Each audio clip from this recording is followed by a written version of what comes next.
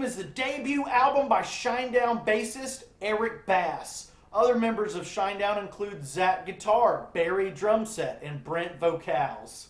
I'm sorry. Eric Bass, like the fish, is the correct pronunciation. So I could retell my joke and give all the band members like funny fish names, but I won't do that. I Had a Name is, quote, a silly rock opera that Eric Bass, I caught it, pieced together during Shinedown's Attention era. And from the singles, you've probably already picked up on this. Eric is definitely a huge part of Shinedown's writing recording process, and that started way back on 2012's Amaryllis, where Bass began writing Shinedown songs with Brent and other members. So him stepping out on his own does have a familiar flavor and production style that Shinedown fans will instantly recognize. His voice is a lot like Brent Smith's voice, and the ideas and themes feel very Shinedown-esque, if that's a word, as well. But there are major differences which we'll examine as we're going to run through the track list, each and every song on the album. A World Unseen feels very much like something from Linkin Park's song Hand Held High, From Minutes to Midnight, with a splash of 1,000 Suns thrown in for confusing measure. The New Gods of War showcases this bizarre Gregorian chant vocal layered over what sounds like kind of a cheesy Shinedown song. And at this point in my listening experience, I'm just trying to get my musical footing. What is Eric's sonic personality? Is this a companion piece to Shinedown? Is it something completely different? The New Gods of War just kind of throws the listener a lot of stuff. It throws the listener to the wolves, for better or worse. You're getting all these unexpected sounds blended together early on, and it's a little bit baffling. Like, why is there like little Nightmare Before Christmas creatures in my slime? You know, that's kind of where it's making me feel. Azalea is not a purple color, I don't think. It shakes his booty a little bit, alternating between piano ballad and funky dance grooves, which is a common theme on this album's 12 songs, or as Anthony Fantano calls them, tracks. One song apes Linkin Park, another My Chemical Romance, and then we get flutes thrown in and chanting, and no matter which of these sounds Eric Bass bass lands on, it all kind of has this one flavor of like vaudeville or even show tunes is like the overall vibe that I'm getting. Is that good, bad, or horrendous? And my answer to that would be,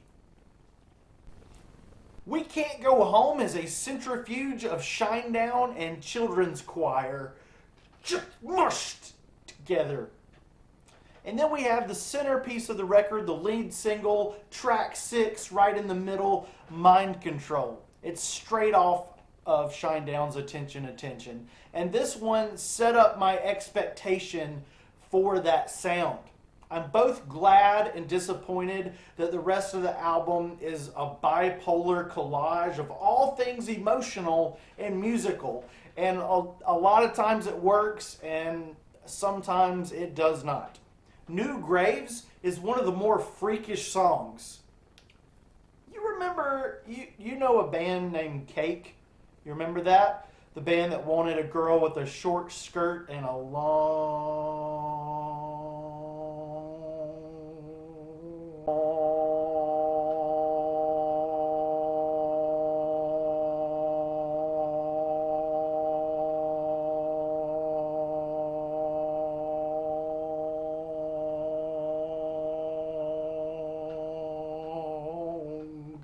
jacket. Yeah. This song, it's Cake with Gregorian chants done by 8-year-old girls singing nursery rhymes, with the Star Spangled Banner being played on guitar by what sounds like the corniest version of Rivers Cuomo. and I'm thinking like Ratitude era Weezer, and I All Good Children / Our Guts, and Modenhurt, which doesn't mean anything to me or Google Translate. These are Shinedown ballads that got axed from Attention. At least that's what it feels like. They're not bad, but they do feel like leftovers from a Shinedown record. Dead Inside leans into an electric dance music vibe, which, you know, whispery vocals and 90s alternative rock guitar, it kind of meshes together pretty good on that one. The Churches of the Dead pull back the curtain for my ears, giving birth to one of the most successful songs outside of Mind Control. And if I were to forget that Mind Control were on the record, the Churches of the Dead would be the highlight of I Had a Name. Want to Go to Hell? The name even gives Black Parade vibes. And this is blood, gallons of the stuff. You know, the little secret bonus track on Black Parade. Want to Go to Hell is that.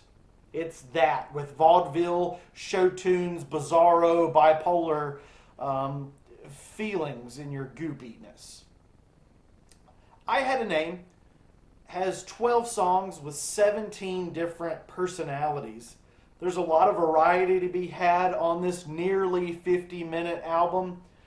Smash Mouth, Linkin Park, the inspirations are just wacky and all over the place. And while maybe a quarter of its runtime has that Shinedown sound, it's definitely distinct enough that it doesn't feel like a waste of time for Eric Bass to do this.